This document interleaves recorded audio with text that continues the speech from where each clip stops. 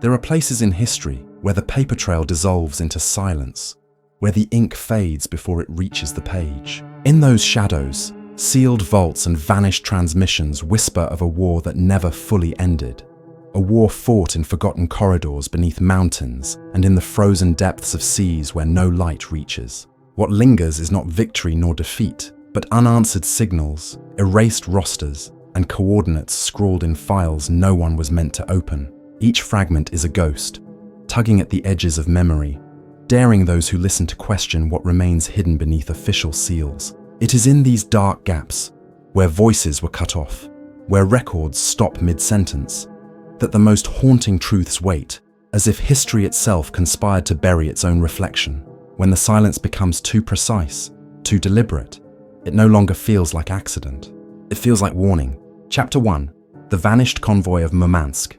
In the frozen seas of the Arctic, amid some of the harshest conditions faced by sailors during the Second World War, Convoy PQ-99 was officially recorded as another successful Allied resupply mission to the Soviet port of Murmansk.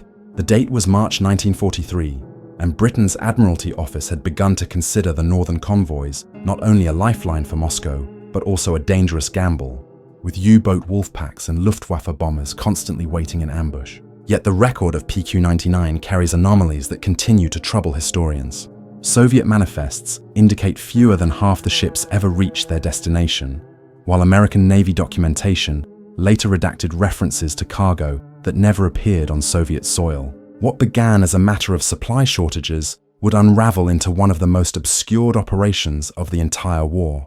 The convoy departed Iceland under cover of darkness, escorted by British destroyers of the home fleet.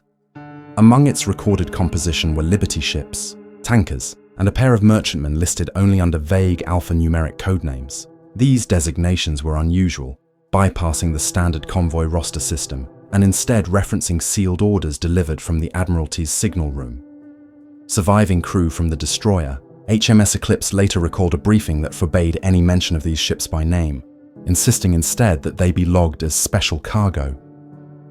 At the time, no one aboard knew what they carried, but rumors circulated of heavy shielding, unusual crates loaded at Liverpool docks, and American officers inspecting the stowage with secrecy uncommon for Arctic runs. German intelligence had long been aware of the importance of the Arctic supply route. Bletchley Park decrypts show that Enigma intercepts warned of increased U-boat activity near Bear Island in March 1943, where wolfpacks, Trutz and Eiswolf operated under Admiral Karl Dönitz's direction. Yet strikingly, no credible reports exist of PQ-99 suffering U-boat contact. Soviet naval records, which usually inflated enemy encounters to justify losses, remain conspicuously silent on attacks during that voyage. Instead, there is mention of disturbances in signal recognition on March 14th, when Allied escorts allegedly intercepted a message using Royal Navy frequencies, but later determined it was counterfeit. This detail, later scrubbed from official Admiralty summaries, suggests the possibility of German raiders operating under forged Allied identifiers. Accounts from merchant sailors reinforce the mystery. William Hardy, second officer aboard the SS Empire Chivalry, told interviewers decades later of seeing flashes on the horizon and receiving orders to alter course northward, breaking convoy formation. He recalled hearing over the radio a coded phrase, "Proceed on secondary route, eyes only Admiralty." The convoy's destroyer escorts briefly split, with several heading in pursuit of a phantom contact. When they rejoined, 2 merchant ships and 1 escort trawler were missing. Hardy claimed no distress flares were seen, no wreckage sighted, and the silence that followed was worse than torpedoes. By the time PQ-99 reached Murmansk, Soviet authorities noted only 8 ships instead of the expected 16.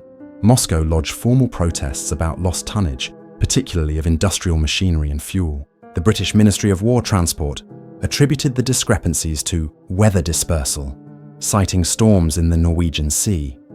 Yet Norwegian meteorological logs for March 1943 describe relatively mild conditions, with winds not exceeding force 6. Soviet liaison officers in London were skeptical but powerless to challenge the official narrative. The missing cargo, however, carried implications far beyond steel or coal.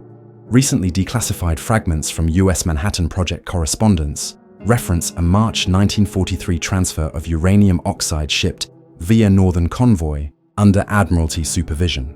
This document, heavily redacted, aligns in date with PQ-99. Historians now suspect that at least one of the missing merchant vessels carried fissile material from European stockpiles evacuated before Nazi occupation. If true, its disappearance would represent not only a logistical failure, but a potentially catastrophic loss of nuclear-grade resources. Whether these materials fell into German or Soviet hands remains unknown, but the secrecy surrounding the case suggests Allied leaders feared either outcome. Survivors from HMS Onslow, another escort vessel, privately alleged that PQ-99's missing ships were intercepted by a surface raider disguised as a Soviet freighter. Rumors in naval intelligence circles refer to the German auxiliary cruiser Michel, though records place her in the Pacific at that time. Still, the Kriegsmarine maintained several Handelsstörkreuzer equipped with deceptive signal capabilities. Some speculate one of these vessels, using stolen Allied codes, drew part of the convoy off course into a trap. The absence of wreckage or survivors supports the possibility of ships being captured rather than sunk. The Soviets, for their part, appeared less concerned with the vanished ships than with securing control over the cargo that did arrive. Internal NKVD reports mention the arrival of sealed containers, requiring immediate transfer to Moscow under armed guard. British liaison officers were denied inspection rights. In hindsight, this behavior strengthens the theory that both Allies and Soviets sought to control advanced technology shipments under the cover of regular convoy operations. The nature of the cargo has never been confirmed, but speculation includes radar prototypes, jet engine components, and enriched uranium. In 1951, a British parliamentary inquiry briefly raised the question of missing Arctic convoys, including PQ-99, only to dismiss the matter as clerical error. Yet files uncovered in 1978 under the Public Records Act revealed entire folders missing from Admiralty archives, relating to PQ series operations between February and April 1943. The gaps were conspicuous, cutting directly across the time frame of PQ-99. Requests for clarification were met with the explanation that files had been weeded due to duplication. Veterans who had sailed those routes knew better, insisting something had been deliberately buried. The absence of wreckage remains perhaps the most haunting element. The Barents and Norwegian seas, though vast, have yielded countless wartime wrecks, often discovered by post-war fishing trawlers or sonar surveys. Yet nothing attributed to PQ-99's missing vessels has ever been located. No lifeboats, no debris fields, no human remains drifting ashore on the Norwegian coast. In maritime terms, this is almost unprecedented, leading some to argue the ships were not destroyed but redirected elsewhere entirely. Theories abound, from secret Allied ports in Greenland to covert landings in occupied Norway. None have been proven. For families of the missing, closure never came. Official correspondence from the Admiralty in 1943 offered condolences, citing loss due to enemy action in heavy weather. Yet sailors' families were never provided with battle reports, only generic form letters. Decades later, when survivors attempted to petition for recognition of PQ-99's unusual fate, they were met with bureaucratic silence. The convoy had been erased not by ice or torpedoes, but by deliberate obfuscation. Today, the story of PQ-99 lingers as a cold case in naval history. The surviving fragments, redacted memos, conflicting manifests, testimonies of sailors, paint the outline of a mission hidden within a mission. Whether its missing ships carried uranium, radar systems, or other technology vital to the outcome of the war, the secrecy maintained for over 70 years suggests something far greater than lost tonnage was at stake. The Arctic remains silent, its frozen depths keeping what may be one of the last great mysteries of the Second World War. But within archives, faded stamps reading Eyes Only Admiralty point to a truth that was never meant to surface. Chapter 2, Operation Eclipse's Silent Annex.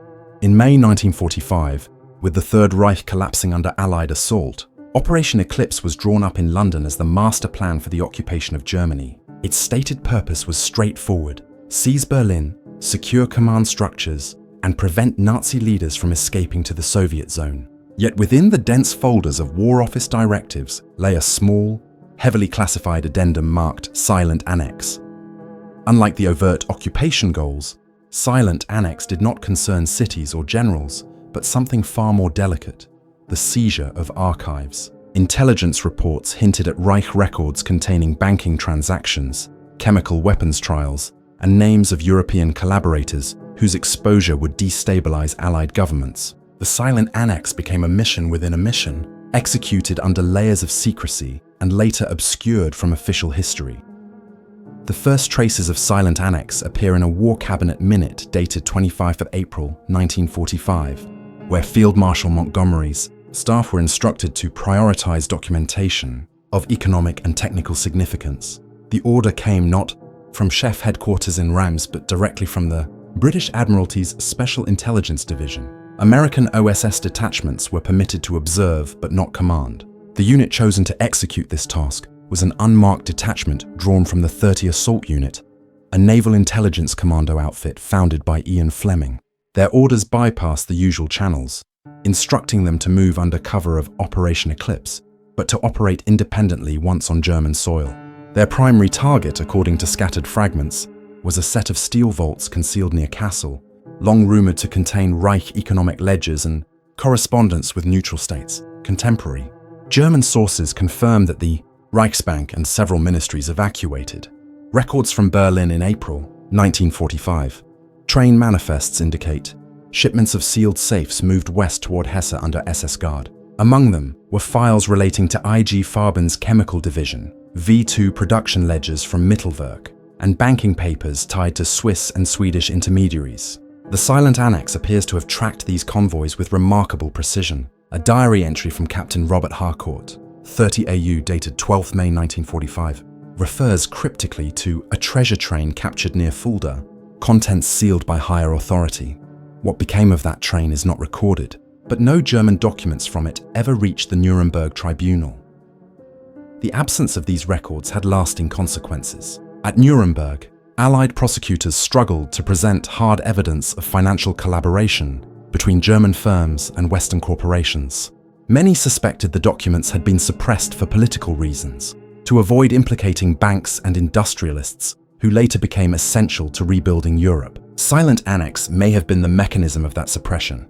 Declassified OSS memoranda from 1946 include references to documents of compromising nature secured by British units, unavailable for prosecution.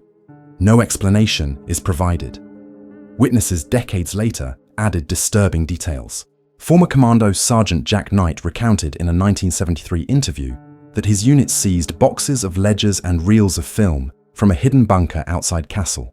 The materials were immediately placed under guard and loaded onto RAF transport aircraft bound for Northolt. The men were ordered never to discuss what they had seen. Knight claimed that within weeks, his commanding officer had been reassigned and all official records of their mission erased from unit logs. For years, he believed the materials were being used for intelligence purposes, only to discover later that none had entered the public archive.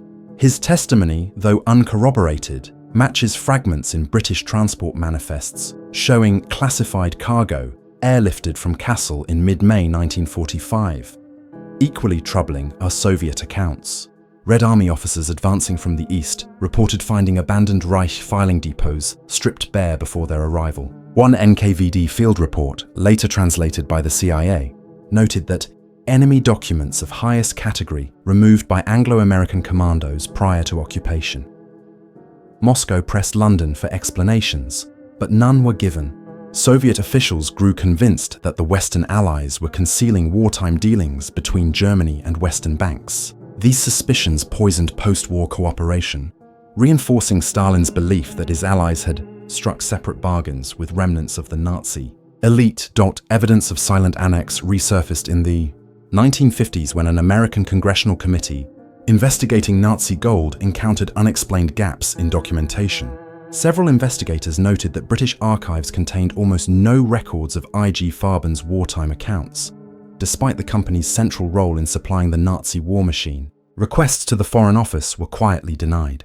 A frustrated staffer wrote in 1957 that essential files remain inaccessible, believed destroyed or withheld. Behind that bureaucratic language lay the legacy of silent Annex. The human cost of this secrecy was profound. Survivors of slave labor camps linked to IG Farben never saw full justice, as many corporate executives escaped prosecution. Without the records seized under silent Annex, prosecutors lacked the documentary chains tying Western banks and companies to forced labor contracts. The erasure protected not only German industrialists, but also financial figures in London, Zurich, and New York who had facilitated wartime transactions. By sealing the files, the silent Annex ensured that collaboration remained buried beneath post-war reconstruction. Historians piecing together the fragments have faced obstruction. Requests under the British Freedom of Information Act routinely return "no relevant material found," a standard phrase masking withheld intelligence. Yet occasional slips have revealed hints. In 2001, a mislabeled file at the National Archives contained correspondence from the Special Operations Executive referring to documents removed under silent Annex, for retention in Cabinet Office only. The file was quickly withdrawn after researchers publicized its existence. The incident confirmed that silent Annex was not rumor but policy. Some of the most unsettling testimony comes from German civilians.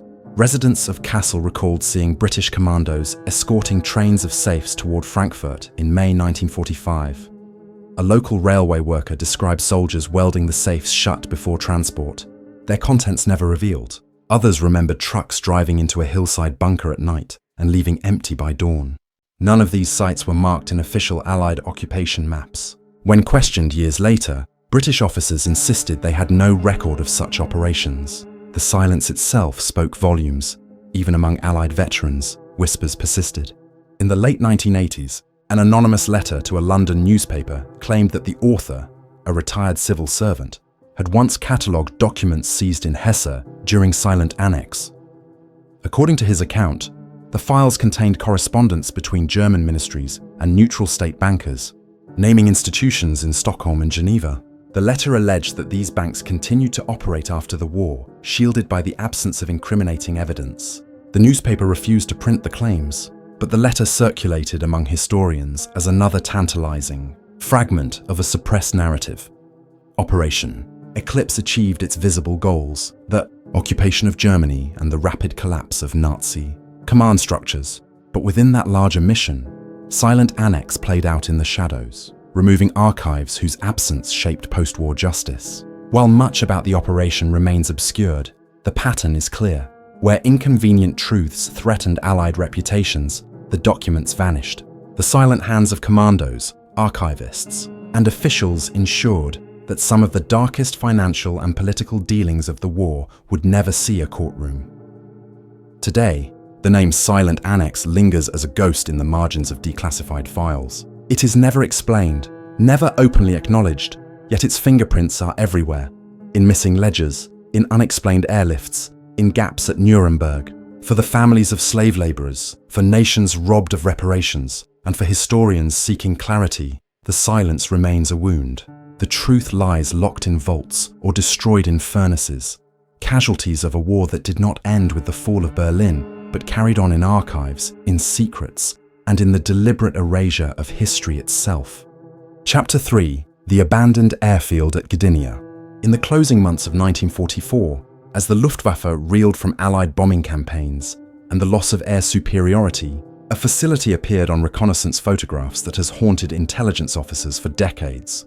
Located near the port city of Gdynia on Poland's Baltic coast, the site consisted of runways, camouflaged hangars, and unusually deep underground structures. Allied analysts assigned it the codename Basis Adler.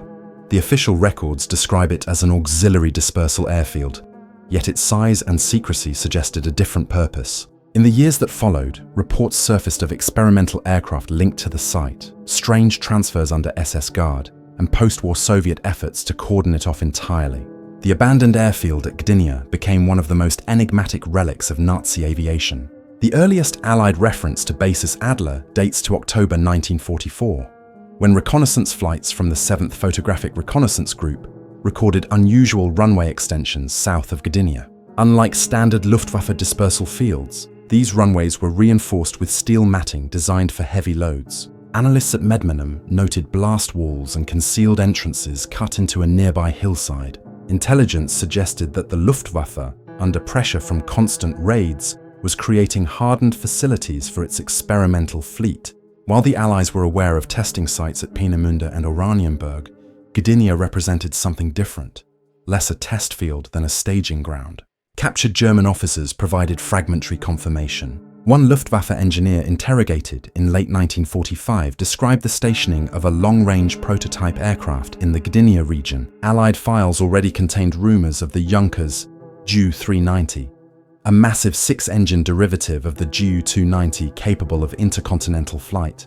The existence of this aircraft remained contentious, with photographs scarce and only a handful of witnesses confirming test flights. If such an aircraft required operational deployment, Gdynia, with its Baltic access and hardened facilities, would have been an ideal base. The Allies never targeted the site with bombing raids. This omission is striking, given their relentless campaign against German infrastructure. Some historians argue that the Allies lacked precise intelligence, but others suspect a deliberate decision to avoid drawing attention to Basis Adler.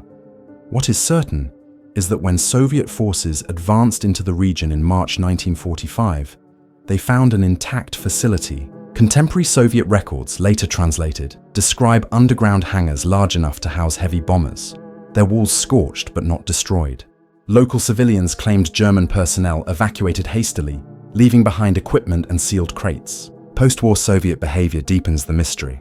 Rather than dismantling the site, NKVD troops established a perimeter and declared the airfield a restricted military zone. Polish authorities were denied access, and the area was listed as contaminated due to unexplained hazards. Workers conscripted to assist in clearing operations recalled seeing containers marked with yellow chemical hazard symbols, guarded with exceptional security. One witness later told investigators that crates were loaded onto Soviet transport trains bound for Smolensk. Whether these contained aircraft parts, weapons, or documentation is unknown, but none were ever catalogued in open Soviet archives. The West attempted to follow up. In 1946, British Air Ministry analysts compiled a report on German long-range aviation activity, which included a single reference to Basis Adler, Gdynia, seized by Soviet forces, contents undisclosed.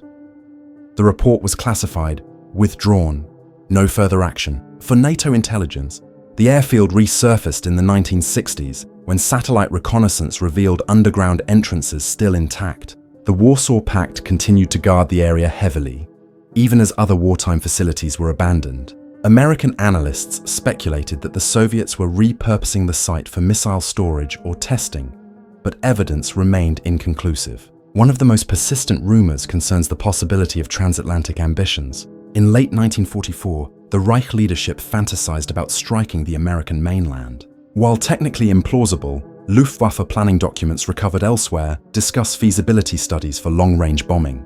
The Ju-390, if it existed in operational form, was one of the few aircraft theoretically capable of such a mission. Gdynia's location, with direct access to the Baltic and potential refueling points in occupied Norway, suggests that Basis Adler may have been part of a contingency plan for overseas raids. Whether the aircraft ever flew from Gdynia remains speculative, but survivors in the area reported seeing massive planes with unusually wide wingspans taking off under heavy guard. The lack of Allied records may stem from internal rivalry as much as ignorance. British, American, and Soviet intelligence all sought to secure advanced German technology in the chaotic final months of the war. Operations Lusty and Paperclip focused on capturing aircraft and scientists, while Soviet equivalents scoured occupied territory. If Basis Adler held prototypes or documentation relevant to long-range flight, it is plausible that competing powers chose silence over disclosure.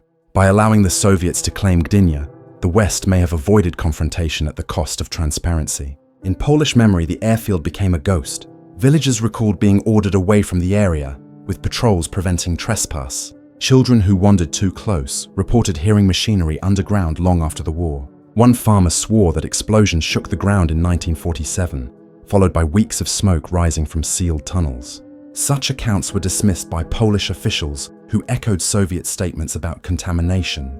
Yet the persistence of these stories suggests activity continued at the site well into the Cold War. Modern investigators attempting to locate Basis Adler have faced obstacles. The area, though declassified in the 1990s, remains under Polish military control. Satellite imagery reveals faint traces of runways, now overgrown, but the underground structures remain sealed. Attempts at ground-penetrating radar surveys have been blocked by official restrictions.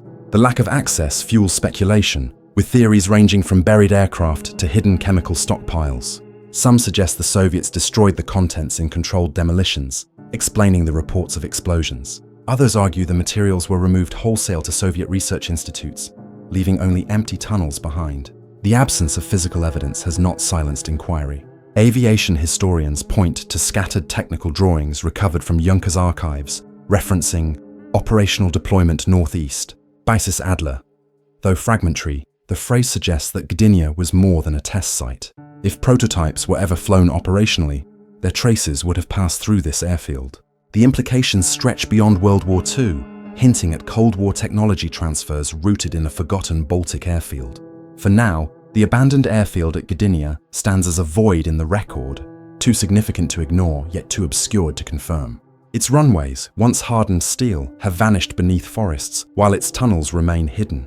Whether it was a staging ground for the Ju-390, a repository of chemical weapons, or a Soviet missile depot, Basis Adler embodies the secrecy of wartime aviation projects, whose shadows extended long into the Cold War. The silence around it, maintained by both East and West, ensures that its secrets remain entombed beneath Polish soil, another chapter of the war written in absence rather than evidence. Chapter 4.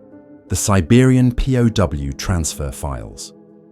When the guns fell silent in May 1945, millions of German soldiers laid down their arms and entered captivity. Most were processed through Allied camps, documented, and eventually released. Yet a subset of prisoners, engineers, scientists, and technical officers vanished into the East. Soviet records, when available, list them only as specialists, often stripped of names and instead marked by numbers. Western intelligence later referred to these men as the Siberian transfers, their fate sealed in redacted memoranda and hushed conversations. What began as a wartime surrender ended in silence behind the barbed wire of the Soviet interior, where forced labor and secret research blurred into one. The clearest early reference appears in a June 1945 NKVD transport manifest catalogued as Special Delivery, Engineering Group B. The prisoners, numbering fewer than 200, had been captured in Thuringia near Nordhausen, the site of the Mittelwerk tunnels where V-2 rockets were assembled. Allied forces had also targeted the area, extracting scientists under Operation Paperclip, but those caught in the Soviet zone were not so fortunate. According to fragmentary Soviet reports, the group was moved by rail through Brest-Litovsk, then eastward across the Urals, ultimately beyond the Yenisei River. Unlike standard POW transfers, no family notifications were sent, and their names disappeared from International Red Cross rolls. The prisoners' expertise was obvious. Technical files seized with them included blueprints for propulsion systems and correspondence from Peenemünde. A 1946 CIA assessment, later declassified, noted probable Soviet acquisition of German engineers with advanced rocketry knowledge, location unknown. The document warned that these transfers could accelerate Soviet missile development by a decade. The Americans, themselves racing to integrate Wernher von Braun and his team into US programs, feared that parallel Soviet exploitation could erase their advantage. The Cold War's opening act was being written not only in diplomacy, but also in who controlled the remnants of Nazi science. Eyewitness testimony trickled out in fragments. One German POW, repatriated in 1955, recalled seeing sealed railcars in Krasnoyarsk guarded by Smersh units. He described overhearing Russian officers refer to the rocket group.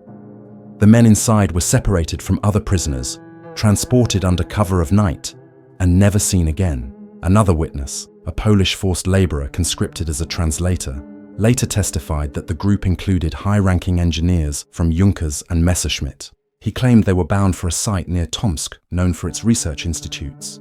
None of these testimonies could be independently verified, but they aligned with intelligence intercepts describing accelerated development in Siberian research facilities.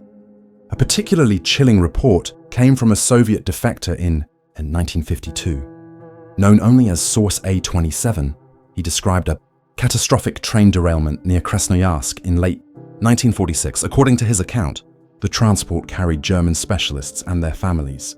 Survivors were executed by Smersh to prevent escape or disclosure, their bodies buried in mass graves along the tracks. Western agencies considered the account credible but could not confirm details. The defector insisted that the incident was deliberately erased from Soviet records. If true, It meant the transfers were not only secret, but disposable, their lives expendable once their expertise was harvested. The West's frustration mounted during the Khrushchev thaw, when limited prisoner exchanges revealed glaring omissions. While thousands of German soldiers returned from captivity, none of the suspected engineers from the Siberian transfers reappeared.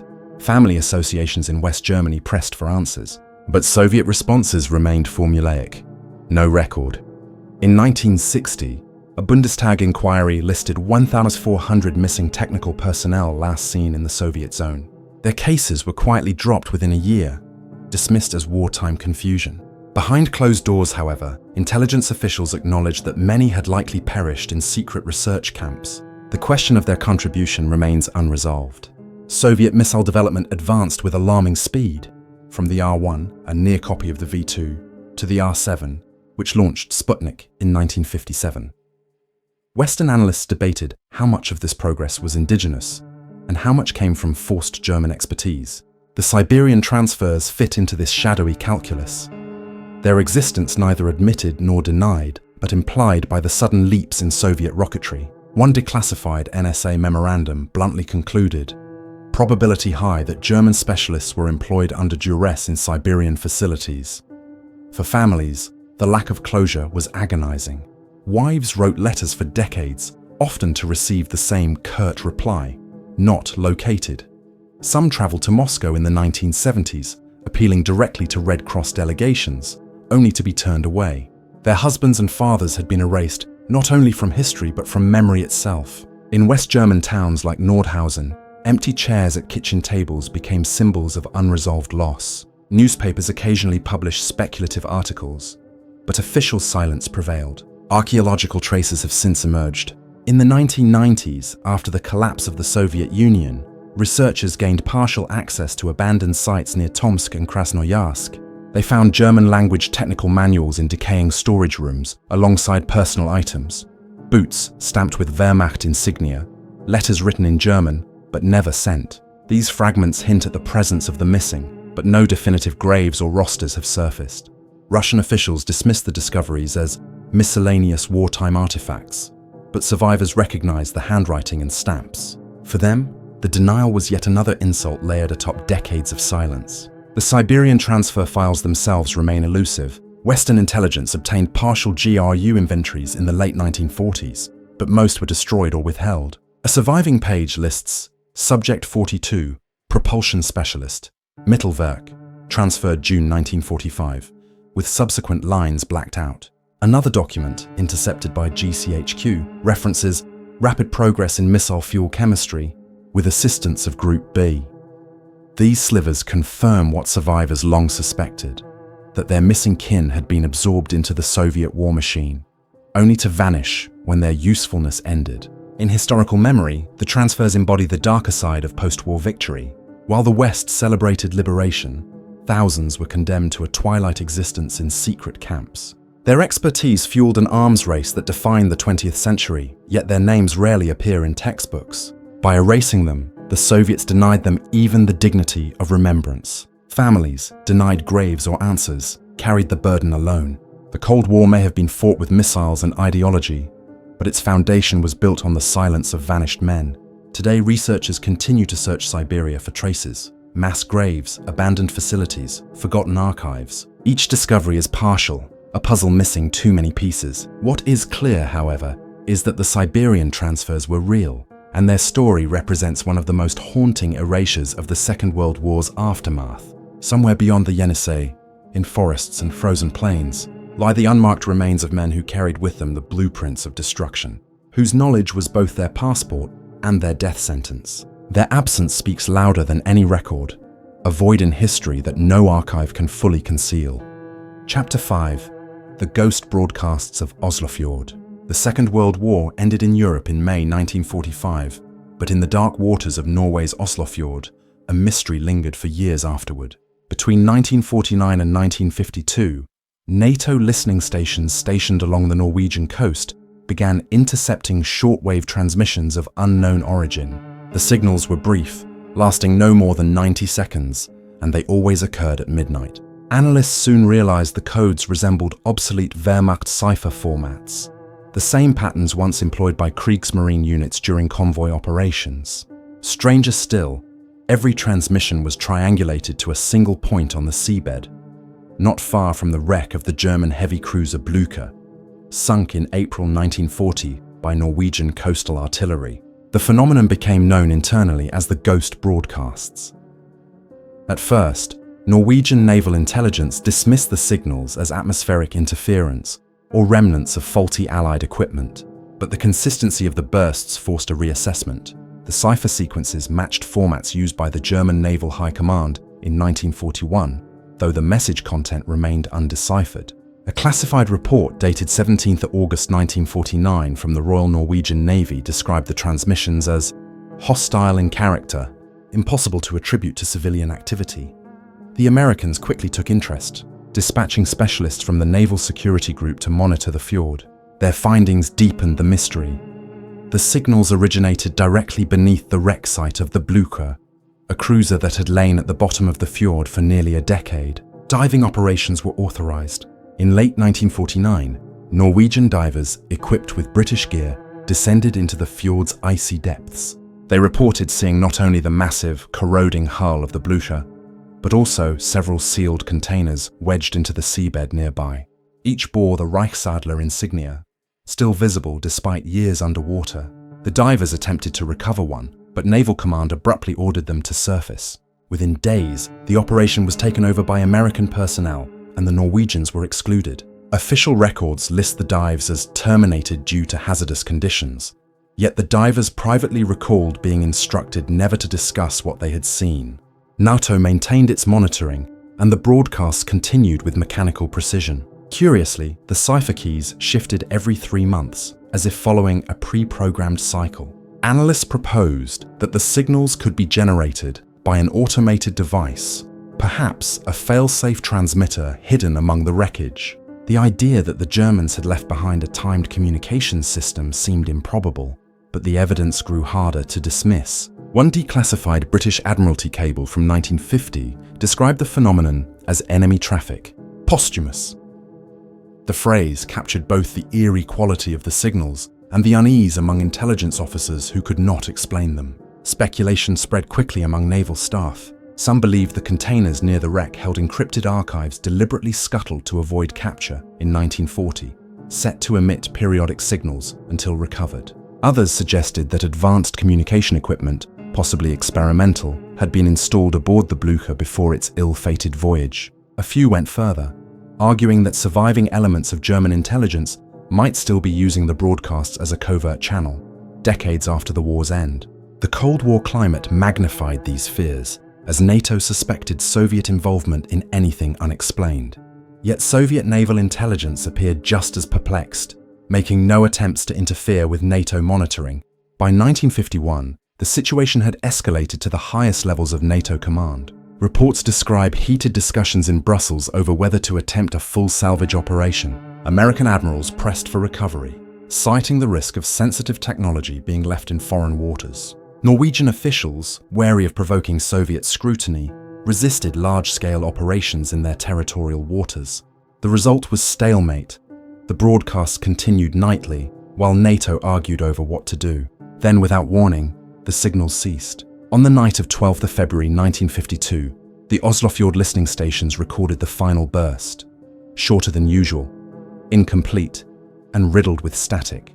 Analysts later concluded the transmission had been corrupted, as if the source had malfunctioned or been deliberately shut down. After that night, the fjord fell silent. NATO dismantled its monitoring posts within months, declaring the project closed. The official explanation, quietly circulated, was aberrant transmissions of no operational significance. The phrase masked a lingering unease. What became of the containers remains unknown. Norwegian divers who revisited the site years later claimed they found only collapsed debris, with no trace of the Reich-marked crates. Whether they were removed by the Americans in secret operations or destroyed by natural collapse is unclear. Requests for documentation under Norwegian archival law in the 1980s turned up nothing but blank entries. The US Navy, when questioned by researchers, denied any involvement, though scattered flight logs hint at transport aircraft departing Oslo with unlisted cargo in the spring of 1950. For locals living along the fjord, the broadcasts became the stuff of rumour. Fishermen spoke of strange interference on their radios, always at midnight, always near the wreck. Some claimed to see faint lights beneath the water, as if machinery still operated in the depths. The stories were dismissed as folklore, but they mirrored the unease felt by sailors stationed at the listening posts. One Norwegian petty officer later confessed that he dreaded the midnight watch, describing the signals as like hearing a ghost breathe through static. Today, the ghost broadcasts of Oslofjord remain one of the strangest footnotes of the early Cold War. No clear explanation has ever been produced. Were they remnants of Nazi communications technology, a fail-safe archive beacon, or a carefully orchestrated hoax? The evidence suggests planning far beyond coincidence: timed signals, changing cipher keys, and physical containers bearing the Reich's insignia. Yet the silence that followed their abrupt end is perhaps the most haunting detail of all. If the broadcasts were designed as a signal to someone or something, the fact that they stopped suggests the message was finally received. The Blücher still rests at the bottom of Oslofjord, a war grave and a symbol of Norway's defiance in 1940. But alongside its rusting hull lingers a deeper mystery, one that NATO never dared explain and that official records continue to suppress. The ghost broadcasts are gone, but the questions remain, echoing through the static of a war that ended only on paper, never entirely in the shadows. And so the trail ends where it began, in silence. Beneath collapsed tunnels, locked cabinets, and oceans that keep their secrets, fragments still pulse like faint heartbeats, coded bursts, missing ledgers, nameless graves. They do not reveal themselves, only remind us that absence itself is a presence, that what is erased leaves sharper scars than what is remembered. Perhaps the most dangerous truths are not the ones uncovered, but the ones carefully placed beyond reach, guarded by time and silence alike. To follow them further is to walk into a darkness where history's face is no longer recognizable, where the line between fact and fable blurs until both dissolve. What remains is the uneasy knowledge that something was here, something vast and deliberate, and that it chose to leave behind only whispers. We are left not with answers, but with echoes, waiting for someone willing or reckless enough to listen.